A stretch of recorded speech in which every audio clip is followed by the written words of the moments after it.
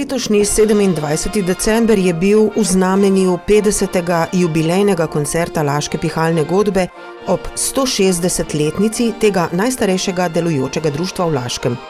Slednje je po številčnosti in pestrosti generacij v dobri kondiciji, tako med godbeniki, kjer sodelujejo različne generacije, od mladeničev in mladenk do starejših. Ti so se po uvodnem govoru njihovega predsednika in tudi novega župana Laškega Marka Šanteja predstavili z uvodnim delom koncerta pod vodstvom dirigenta Gašperja Salobirja. Godba je stala in obstala. V vseh teh 160 letih se je razvijala, je rastla in je cvetela. Izjemno ponosen sem, da sem bil zadnjih 20 let tudi sam član Laške pihalne godbe in da zadnjih nekaj let tudi vodim to društvo. Zdajšnji predsednik društvo vodi zadnja leta. V njihovih vrstah pa je že 90 leti, kot je povedal.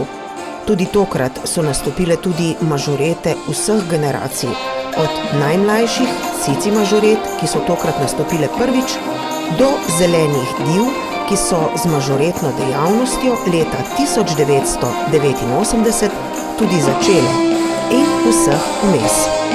Strumen korak, palica in prilagojenost ritmu.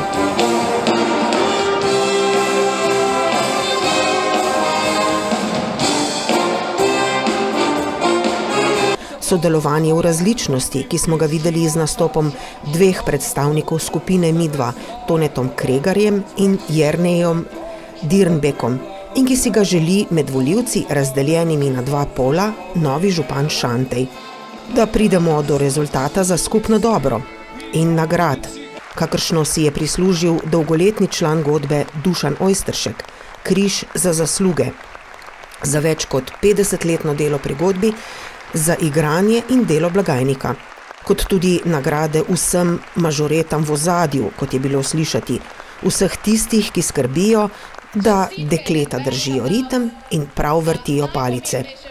In podoživljajo z njimi uspehe, kot tudi vsi tisti, ki so bili tokrat v dvorani, njihovi domači, ki na svoje oči vidijo napredek v igranju in nastopanju. Svet ima svoje ritme in rutino in se vrti po svoje, če nam je prav ali ne.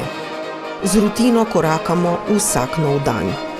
Ni slabo, če pri tem uživamo in da ne trpimo. Mažorete in laški godbeniki žene.